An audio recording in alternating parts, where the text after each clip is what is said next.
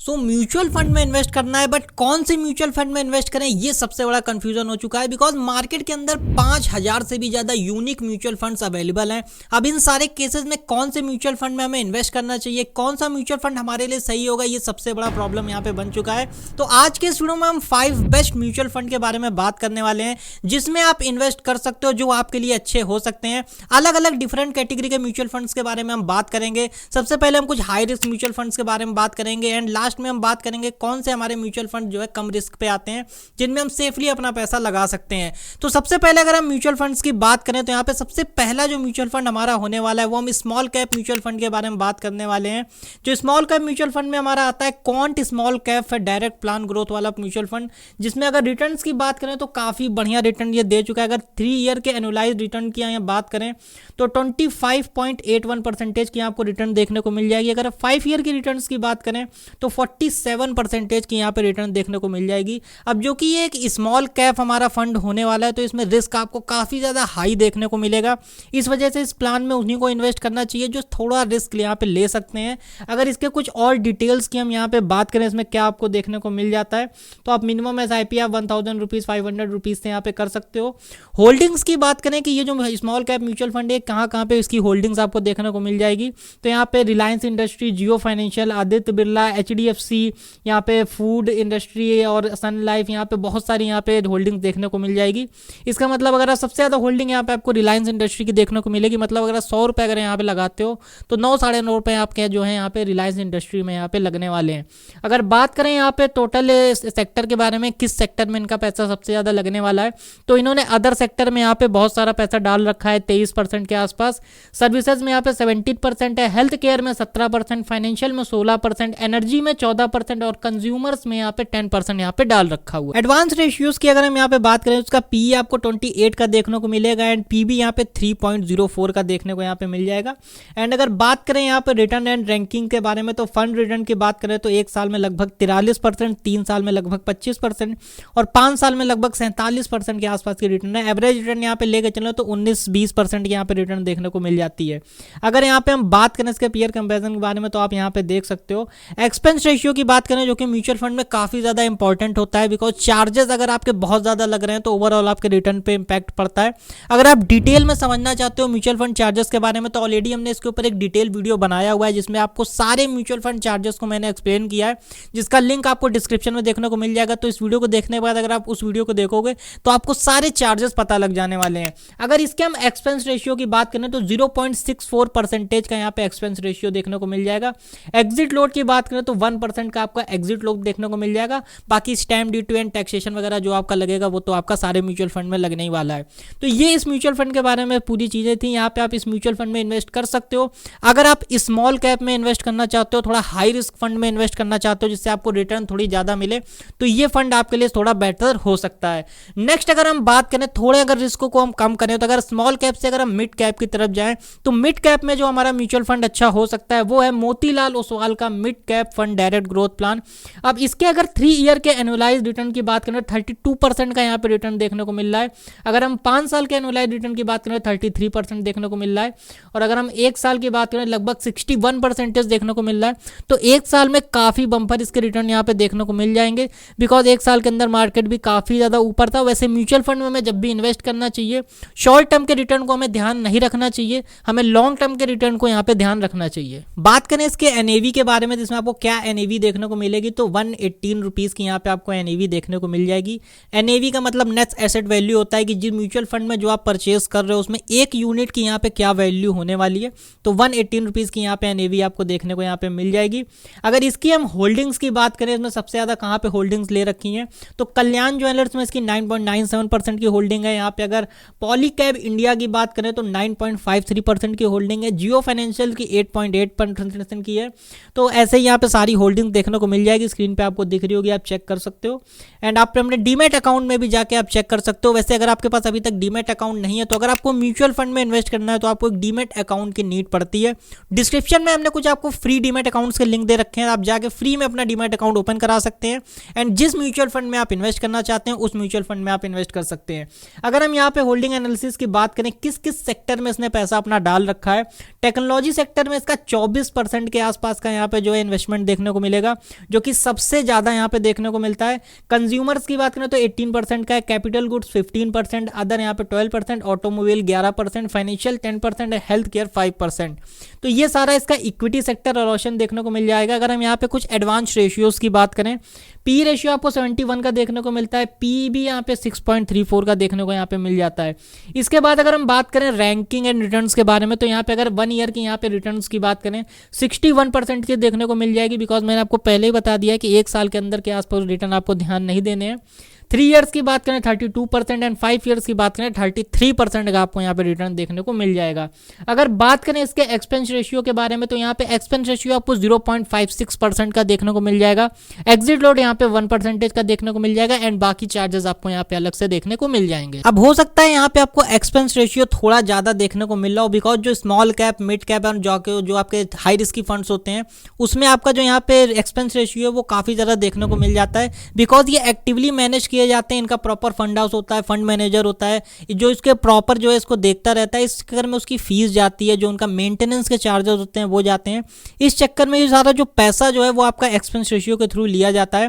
और जो भी हमारे इंडेक्स फंड्स होते हैं, जो हमारे लार्ज कैप फंड होते हैं, जनरली उसमें जो एक्सपेंस रेशियो वो काफ़ी ज़्यादा कम देखने को मिलता है।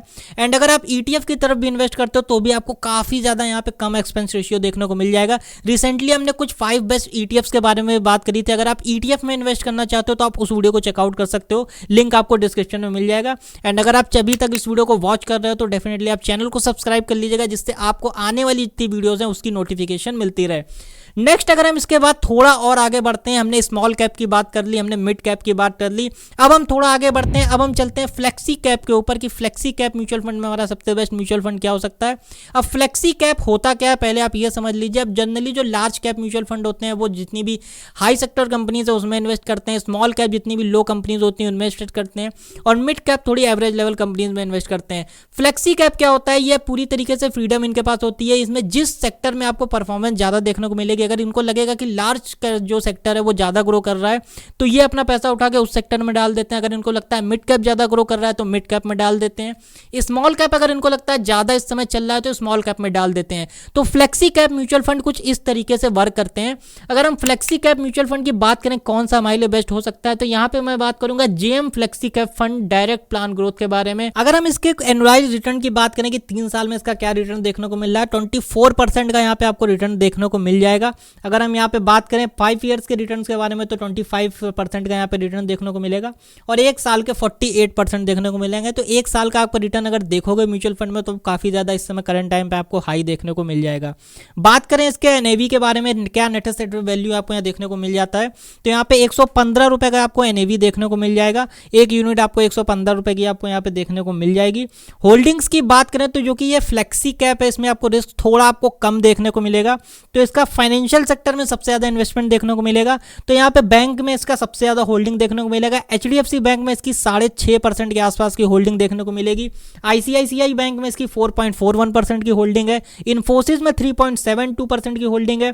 एंड इसके बाद इसकी सारी होल्डिंग्स आपको ऐसे देखने को मिल जाएगी। बात करें अगर सेक्टर इन्वेस्टिंग के बारे में, सबसे ज्यादा इसका किस सेक्टर में पैसा इन्वेस्टेड होने वाला है, तो 19% के आसपास इसका पैसा इन्वेस्ट होने वाला है फाइनेंशियल सेक्टर में। सर्विस सेक्टर में यहाँ पे 12% के आसपास का पैसा जाने वाला है, और अदर हेल्थ केयर में 12% और हेल्थ केयर में 9%, कंस्ट्रक्शन में 9%, ऐसे इसके सारे जो है सेक्टर्स बटे हुए हैं। बात करें एडवांस रेशियोज के बारे में तो पी रेशियो आपको 28.66% देखने को मिलेगा। एंड पीवी रेशियो की बात करें तो यहाँ पे 3.97% का देखने को मिल जाएगा। अगर इसके बात करें रिस्क एंड रिटर्न रैंकिंग के बारे में तो यहाँ पे 1 साल में 48%, 3 ईयर में आपका 24% एंड 5 ईयर्स में आपका 25% देखने को मिल जाता है। बात करें अगर इसके एक्सपेंस रेशियो के बारे में तो 0.45% का यहाँ पे एक्सपेंस रेशियो देखने को मिल जाएगा।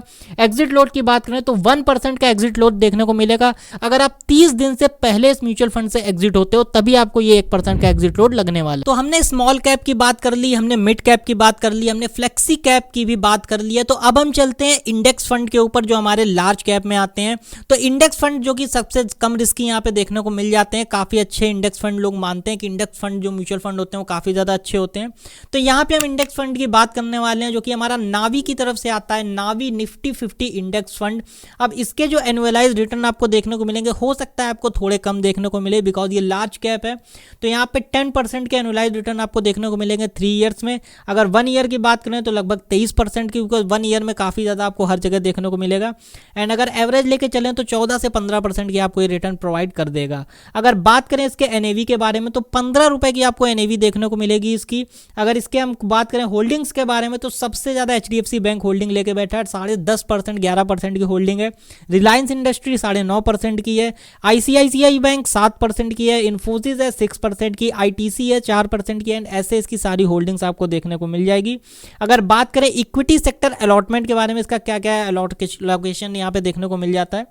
फाइनेंशियल सेक्टर की बात करें तो 31% का आपका यहाँ पे एलोकेशन देखने को मिलेगा। अदर्स में आपका 16% है।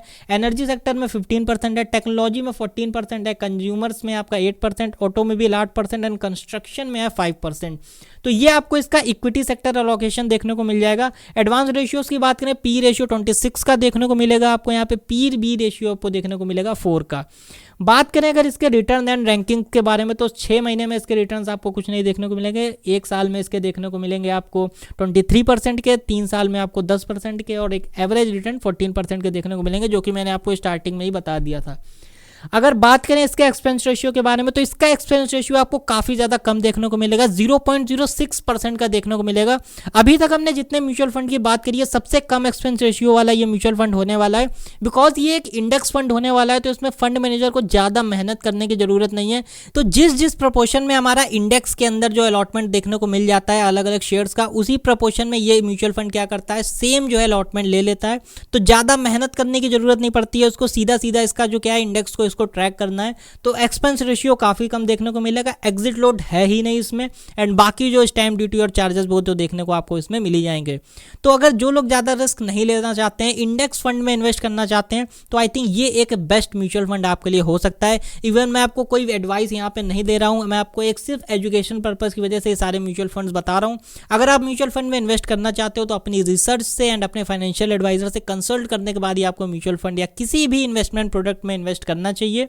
अगर हम बात करें यहाँ पे क्वांट म्यूचुअल फंड के बारे में, बिकॉज अगर नेक्स्ट म्यूचुअल फंड हमारा यही होने वाला है, क्वांट का ELSS tax saver fund direct growth plan. Because इतने सारे म्यूचुअल फंड की जब हम बात कर रहे हैं तो बहुत सारे लोगों का जो गोल होता है वो टैक्स बचाना होता है।